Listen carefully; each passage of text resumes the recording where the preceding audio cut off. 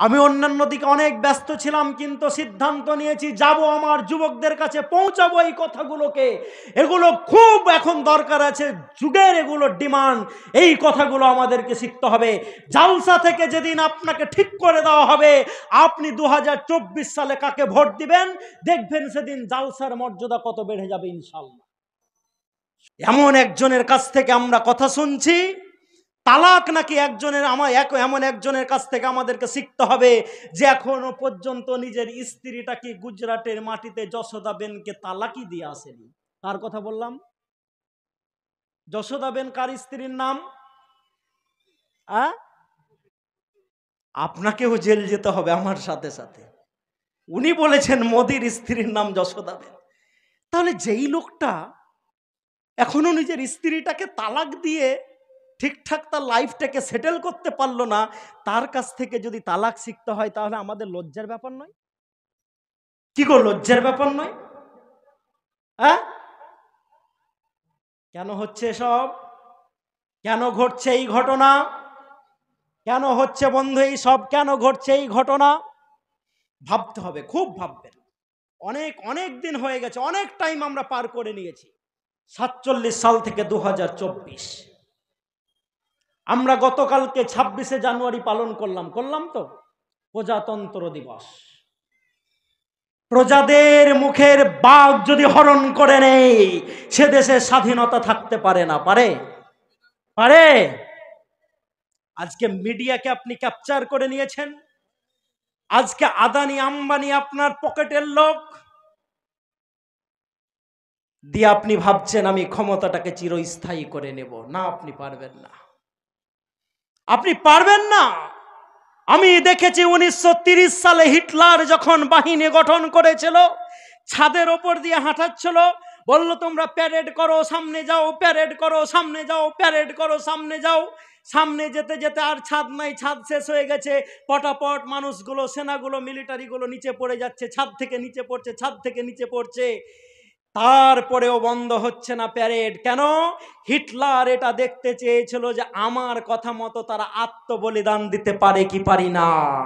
তারপরেও দেখেছি হিটলারের চ্যাটটা চিরস্থায়ী হয়নি। হয়েছে। এর থেকেও আমার কাছে কঠিন ইতিহাস আছে।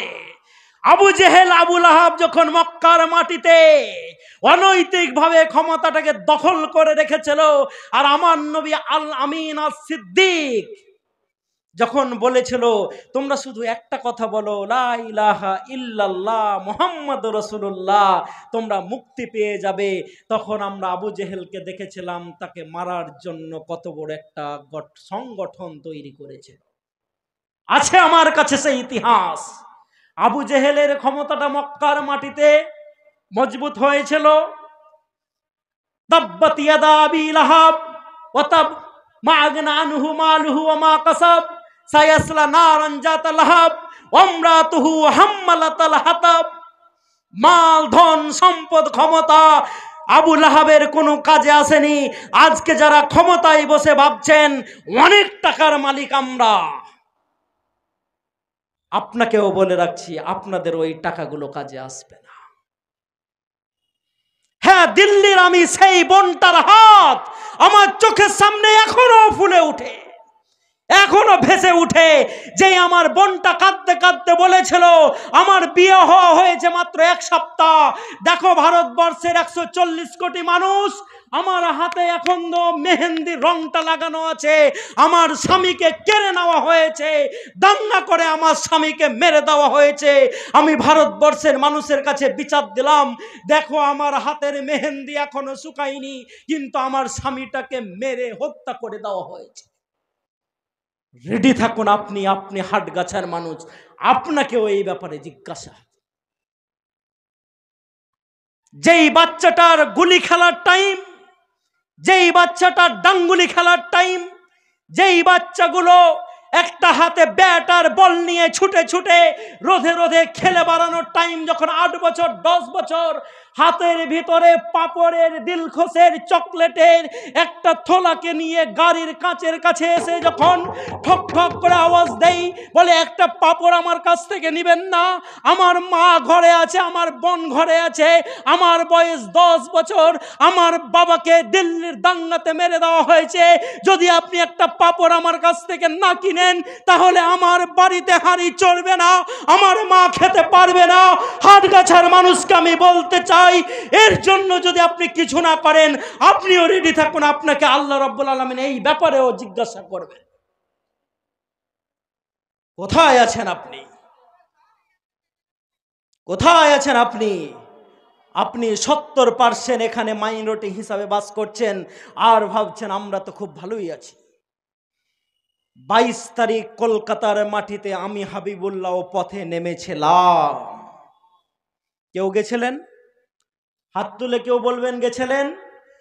রাম মন্দির যখন একদিকে তৈরি হচ্ছে, সেই আপনার মহিলা, যেই মহিলা আমাদের জন্য লড়াই করলো, মুসলমানদের জন্য লড়াই করলো, সেই মহিলা যাকে 3 বছর মোদী সরকার জেল খাটালো, সুপ্রিম কোর্টের আইনজীবী, তার সঙ্গে পথে হাঁটলাম আমি হাবিবুল্লাহ। 22 তারিখ হেঁটেছিলাম।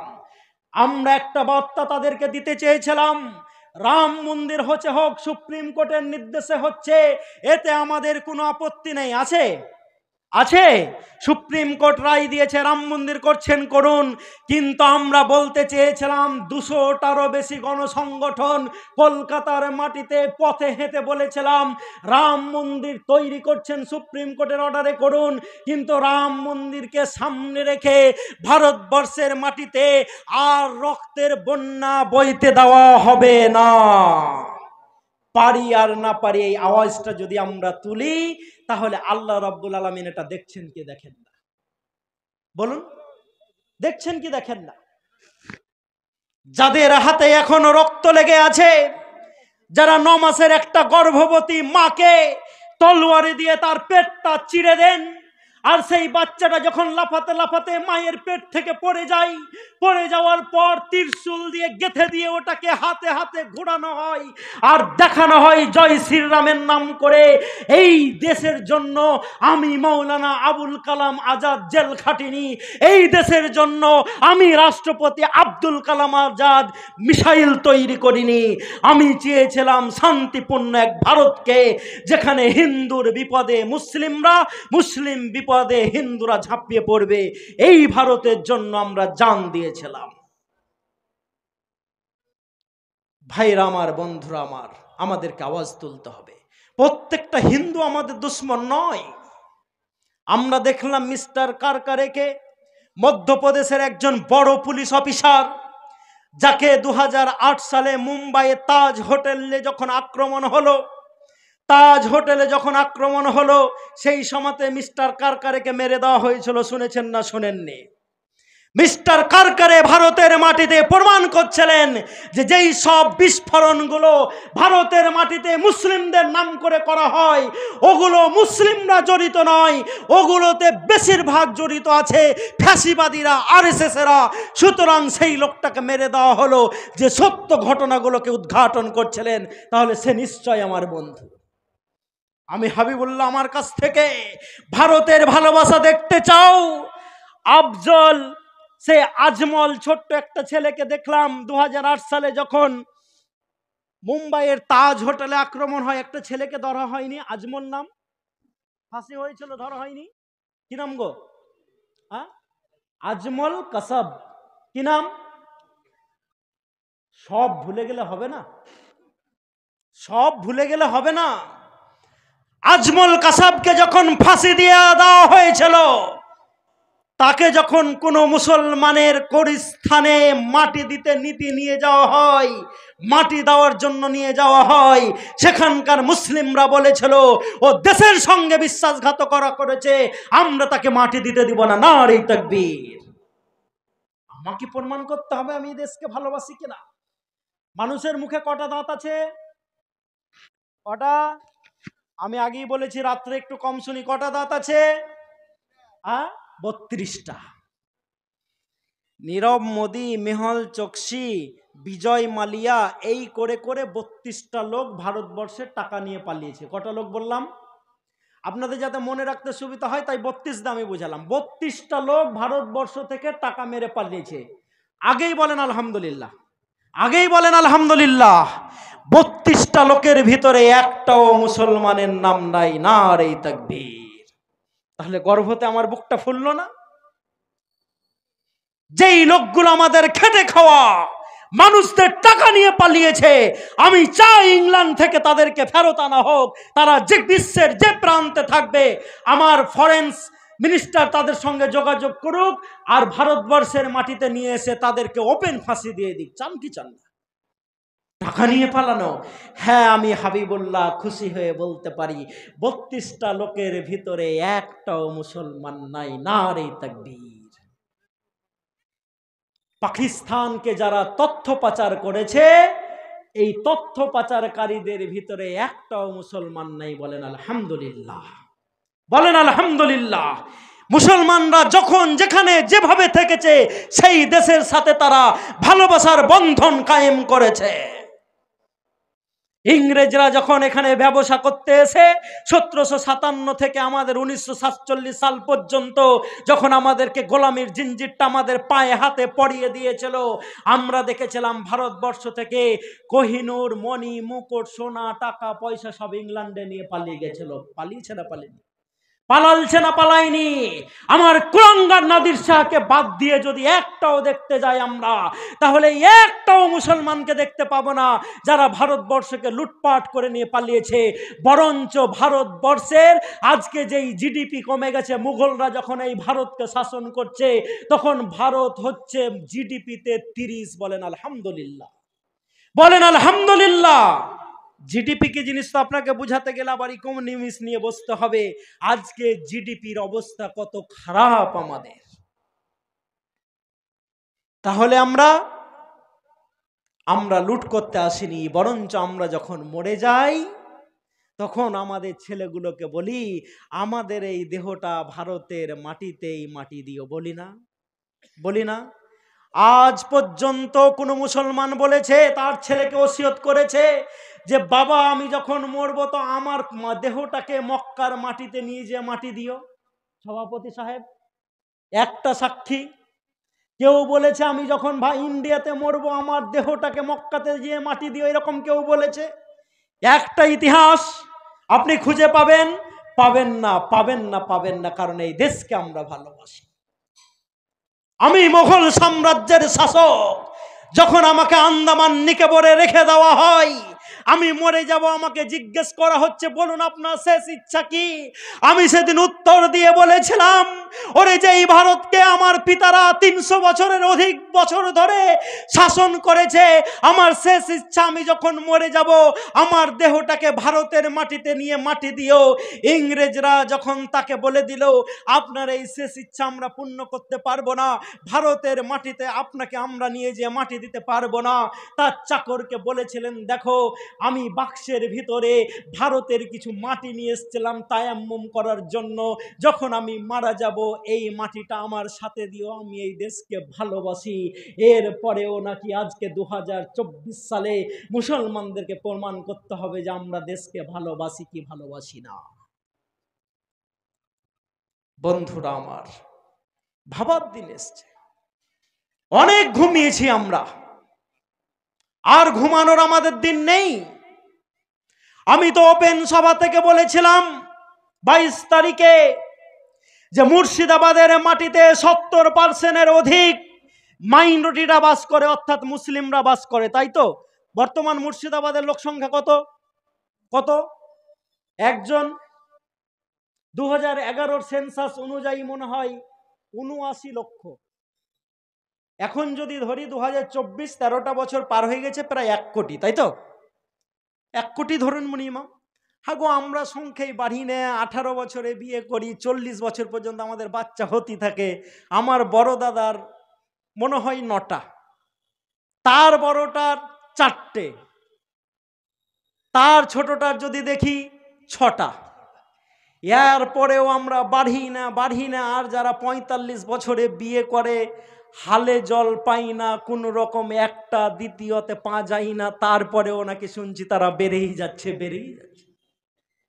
আপনাদের দিকে বাচ্চা কাচ্চা কম, কিন্তু ধুলিয়ানে গেলে আপনারা দেখতে পাবেন কি হারে বাচ্চা। ধুলিয়ানে গেলে দেখতে পাবেন আমরা 6 ভাই আর 5 বোন, তাহলে কটা হলো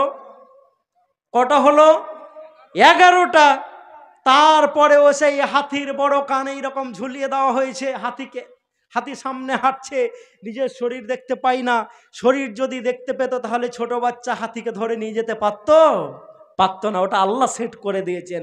তো যারা সেন্সাস করছেন তারা আজকে আমাদেরকে বাড়াতেই চাচ্ছেন না, 18 বছরে বিয়ে করে 40 বছর পর্যন্ত কন্টিনিউ চলার পরেও। বুঝাতে পারলাম আপনাদেরকে? হ্যাঁ, আমরা সংখ্যা দিয়ে বিচার করি না, আমরা কোয়ালিটি দিয়ে বিচার করি। সংখ্যা দিয়ে আমরা বিচার করি না। মুসলিমরা কোয়ালিটি সম্পন্ন হবে, ইমানদার হবে, মজবুত ইমান এদের হবে, তাহলে এদের হাতে আল্লাহ রাব্বুল আলামিন আবার পৃথিবীটাকে সঁপে দিবেন ইনশাআল্লাহ। তো যেখানে আমি কম করেই যদি ধরি 1 কোটি লোক এই মুর্শিদাবাদে বাস করে, এখানে 70% আমরা আছি, মুসলমানরা আছি। আমার দায়িত্ব, আমার কর্তব্য, এখানে যদি কোনো একটা হিন্দু ভাইয়ের ওপরে আক্রমণ করতে হয় তাহলে আমরা মুসলিমরা যে তার পাশে দাঁড়াবো এবং তাকে আক্রমণের হাত থেকে বাঁচাবো ইনশাআল্লাহ। বাঁচাবো না? কেউ যদি এমনি আমার কোনো হিন্দু ভাইকে মারতে দেব না। আমি মোহাম্মদ বিন কাসিম 17 বছরে ভারতবর্ষে এসে বলেছিলাম কেন ভারতের মাটিতে এত অত্যাচার হয়। কেউ যদি লা ইলাহা ইল্লাল্লাহ মুহাম্মাদুর রাসূলুল্লাহ না পড়ে তাকে আপনি মারতে পাবেন না। কিন্তু আপনার সামনে কেউ যদি কোনো একটা লোককে অকারণে অত্যাচার করে, আপনার হাতে যদি বল থাকে, ক্ষমতা থাকে, তাহলে আপনি হাত দিয়ে তার হাতটাকে রুখে দিন। এটা ইসলাম শিক্ষা দেয়। তা আমি দেখেছিলাম আমার টিপু সুলতান যখন এখানকার ব্রাহ্মণবাদীরা আমাদের আদিবাসী মহিলাদেরকে ব্লাউজ পরতে দিত না, ওপরে কাপড় পরতে দিত না, এবং ব্লাউজ পরার জন্য তাদের স্তনের ওপরে ট্যাক্স বসানো হতো। কে জানেন না? জানেন এই কথাটা? জানেন না? আমার টিপু সুলতান বললেন কি বড় বেয়াদবি, যখন নিচু জাতের মেয়েরা রাস্তা দিয়ে হেঁটে যায় তখন তাদের ওপরটা খোলা থাকে, আর এই ব্রাহ্মণ্যবাদীরা রাস্তার ধারে বসে বসে দেখে আর মজা নেই। আমার টিপু সুলতান বলেছিলেন আজ থেকে নিচু জাতের মেয়েরাও ওপরের অংশ ঢাকবে, কাপড় পরবে। এই টিপু সুলতান যখন শহীদ হয়ে যাচ্ছেন তার দুঃখে 300 আদিবাসী মহিলা আত্মহত্যা করে মারা গেছিল। কজন বললাম? 300 জন। এই হচ্ছে মুসলমান। ভাইরা আমার, বন্ধুরা আমার, আসুন আমাদেরকে সজাগ হতে হবে। আর কতদিন? আমি আমার টাইমের কাছাকাছিতে চলে এসেছি। আমি কোথাও কালেকশন করি না। আর আমি আপনাদের এখানে আসছি কয়েক বছর ধরে, জালসাও করে বেড়াই না। কিন্তু আমি এবার থেকে ভেবেছি আমি অনেক জালসাতে যাব ইনশাআল্লাহ। কেউ যদি গেরুয়া পোশাক পরে উত্তরপ্রদেশের মসনাদে বসতে পারে, আমি হাবিবুল্লাহ টুপি মাথায় দিয়ে সত্য কথা বলতে পারি কি পারি না? বিচার আপনারা করবেন, পারি কি পারি না। আমি অন্যান্য দিকে অনেক ব্যস্ত ছিলাম, কিন্তু সিদ্ধান্ত নিয়েছি যাব, আমার যুবকদের কাছে পৌঁছাবো এই কথাগুলোকে। এগুলো খুব এখন দরকার আছে, যুগের এগুলো ডিমান্ড। এই কথাগুলো আমাদেরকে শিখতে হবে। জালসা থেকে যেদিন আপনাকে ঠিক করে দেওয়া হবে আপনি 2024 সালে কাকে ভোট দিবেন, দেখবেন সেদিন জালসার মর্যাদা কত বেড়ে যাবে ইনশাআল্লাহ।